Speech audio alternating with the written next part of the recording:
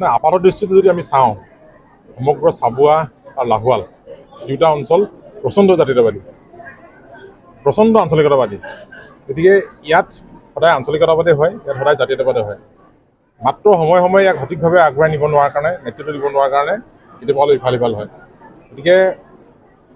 চাবুৱা সমষ্টিত লাহোৱালৰ এটা অংশ সংলগ্ন হ'ল চাবুৱা লাহোৱাল সমষ্টি হ'ল গতিকে দুইখিনি ৰাইজৰ মাজত আমি আস্থা আৰু বিশ্বাসৰ বাতাবৰণ জগাই আঞ্চলিকতাবাদ জাতীয়তাবাদ শক্তিশালী কৰি আগলৈ আমি আগবাঢ়িবৰ পণ লৈছোঁ আৰু সেইকাৰণে আজি পঞ্চায়ত নিৰ্বাচনত আমাৰ যিসকল প্ৰাৰ্থী জয়ী হৈছিল মিত্ৰজোঁট হিচাপে আমি অৱতীৰ্ণ হৈছিলোঁ কিন্তু অসম গণ পৰিষদৰ প্ৰাৰ্থী হিচাপে যিসকল জয়যুক্ত হৈছিল আমাৰ সমৰ্থিত প্ৰাৰ্থী হিচাপে যিসকল জয়যুক্ত হৈছিল অন্যহাতে নিৰ্বাচনটোত যিসকল জয়যুক্ত নহ'লেও নিৰ্বাচন অৱতীৰ্ণ হৈছিল মই সেইসকলক আমি পৰাজিত বুলি ক'ব খোজা নাই তেওঁলোকক সেই পৰাজয়ৰ পৰা শক্তি আহৰণ কৰিবৰ কাৰণে আমি আজি ইয়াত পঞ্চায়ত প্ৰীতি সন্মিলন সমষ্টি ভিত্তিত আয়োজন কৰিছোঁ আমাৰ সকলো প্ৰাৰ্থী আজি ইয়াত উপস্থিত আছে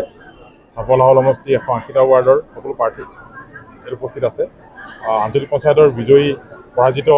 জিলা পৰিষদৰ প্ৰাৰ্থী বিজয়ীসকল ইয়াত উপস্থিত আছে গতিকে সকলোকে অভিনন্দন জনাবৰ কাৰণে আৰু নতুন চিন্তা নতুন সংকল্পৰে আহি থকা দিনত চাবুৱা লাহোৱাল সমষ্টি অসম গণ পৰিষদ দলক শক্তিশালীভাৱে আগবঢ়াই নিবৰ কাৰণে পণ ল'বৰ কাৰণে আমাৰ সকলো ভাতৃ ভগ্নী সংগঠনক আগবঢ়াই নিবৰ কাৰণে আজি ইয়াত সিদ্ধান্ত গ্ৰহণ কৰা হৈছে আপুনি ভাষণত কৈছে যে যিহেতু ৰাজ্যসভাৰ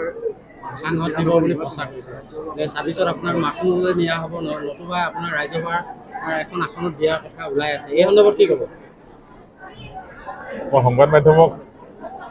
আমাৰ সম্পৰ্কত চিন্তা কৰাৰ কাৰণে সংবাদ পৰিৱেশন কৰাৰ কাৰণে ধন্যবাদ জনাইছোঁ কিন্তু তেনেকুৱা ৰাজ্যসভা সম্পৰ্কত এই মুহূৰ্তলৈকে মোৰ হাতত কোনো প্ৰস্তাৱ নাই মাননীয় মুখ্যমন্ত্ৰী মহোদয়েও কোৱা নাই অসম গণ পৰিষদৰ মাননীয় সভাপতি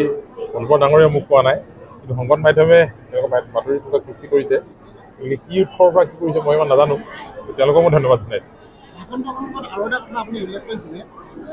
কিছু কিছু ঠাইত মিত্ৰতাৰ ধৰ্ম পঞ্চায়ত নিৰ্বাচনত পালন কৰা নাই বুলি আপুনি যে ডিব্ৰুগড় নিচিনা বুলিয়ে নহয় সমগ্ৰ অসমতে পঞ্চায়ত নিৰ্বাচনত ভাৰতীয় জনতা পাৰ্টী আমি মিত্ৰজোঁটৰ অৱতীৰ্ণ হৈছিলোঁ কিন্তু ঠাই বিশেষে চিপাংগড় ৰাজনীতি হ'ল অভিযোগ আছে কৰ্মীসকলে অভিযোগ কৰিছে মানে আমাৰ আক্ষেপ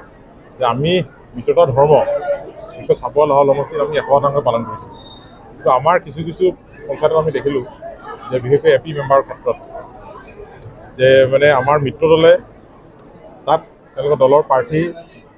দলীয় প্ৰতীকত নহয় তেওঁলোকৰ মানুহ থিয় কৰাই দিছে আৰু সেই যিসকলক থিয় কৰাইছে তেওঁলোক একোজন দায়িত্বশীল পদবীত থকা তেওঁলোকৰ ওপৰত একো সাংবিধানিক ব্যৱস্থা লোৱাটো আমি নেদেখিলোঁ গতিকে এই কথাটো আমাৰ সন্দেহ সৃষ্টি কৰে যে তেওঁলোকে মিত্ৰতা কৰিলে পিছফালৰ পৰা চিপাঙো মাৰিলে নেকি গতিকে নিৰ্বাচনটোত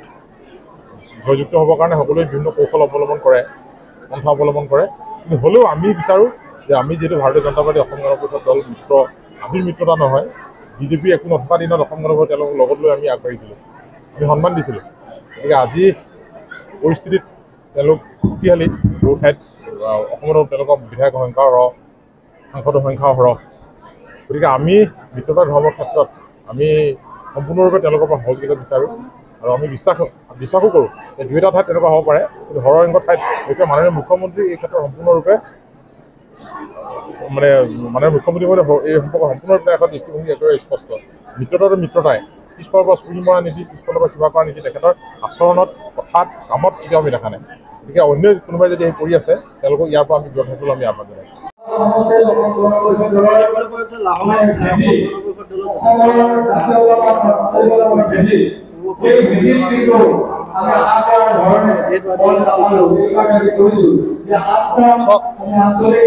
অসম গণ পৰিষদ জন্ম হোৱাৰ পৰাই 85 চনতো অসম গণ পৰিষদ দলৰ ইয়াত আমি বিধায়কক জয়যুক্ত কৰাইছিলোঁ কালৰ ক্ৰমে অসম গণ পৰিষদ দলটো মিত্ৰতাৰ দলত লগ হোৱাৰ কাৰণে আমাৰ অসম গণ পৰিষদত দুৰ্বল নহয় অসম গণ পৰিষদ দলৰ কৰ্মকৰ্তাসকলে আমি মিত্ৰ দলৰ ধৰ্ম পালন কৰি মিত্ৰ দলৰ প্ৰাৰ্থীসকলক জয়যুক্ত কৰা আহিছিল এইবাৰ যিহেতু চাবুৱা লাহোৱাল সমষ্টিৰ ভিতৰত দুইটা পঞ্চায়তৰ আমাৰ এই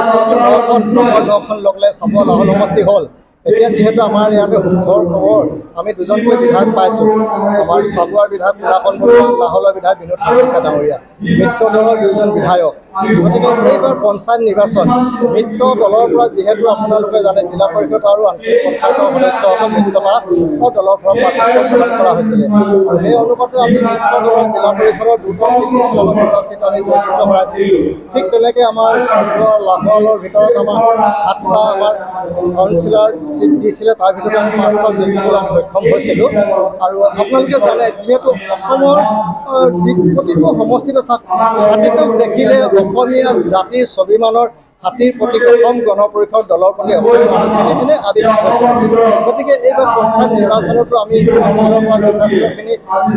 আমি কেইবাটাও ৱাৰ্ডৰ সদস্য আৰু পঞ্চায়তৰ সদস্যকো আমি জয়যুক্ত কৰাবলৈ সক্ষম হৈছিলোঁ। আৰু দলত চিকলাং মাৰিছে বুলি কথাবিলাক আপোনালোকে শুনিছে, মিডিয়াতো বাজিছে, সেইবিলাক হয়। কিন্তু আমি এটা এইবাৰ দেখি ভাল লাগিলে। হয়, এটা খোলাকৈ ক'বলৈ গ'লে যদিও মিত্ৰতা হৈছিলে, কি ধৰণৰ মিত্ৰতা হৈছিলে হয়তো ভাৰতীয় জনতা পাৰ্টীৰ কৰ্মকৰ্তাসকলে ভালকৈ বুজি পাব, কাৰণ তেখেতসকলৰ দলৰ পৰা কেইবাটাও নিৰ্দলীয় প্ৰাৰ্থীবিলাক তেখেতসকলে অৱতীৰ্ণ কৰাইছিলে।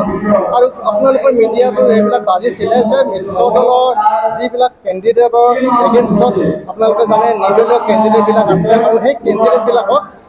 আপোনালোকে পাকে প্ৰকাৰে যে মিত্ৰ দলৰ ফালৰ পৰা যথেষ্টখিনি সহায় কৰি আহিছিলে। আৰু সেইকাৰণে মই দৃঢ়তাৰে ক'ব পাৰোঁ এইবাৰ কিন্তু পঞ্চায়ত নিৰ্বাচনখন অসম গণ পৰিষদৰ ভাৰতীয় জনতা পাৰ্টীৰ মাজতহে মূল যুঁজখন হৈছিলে। আৰু আমি এটা ছাকচেছ হৈছোঁ। অসম গণ পৰিষদ দলে আমি মিত্ৰতা দলত থাকিও নিৰ্দলীয় প্ৰাৰ্থীসকলক আমি বিপুল ভোটত পৰাজিত কৰিবলৈ আমি সক্ষম হৈছিলোঁ।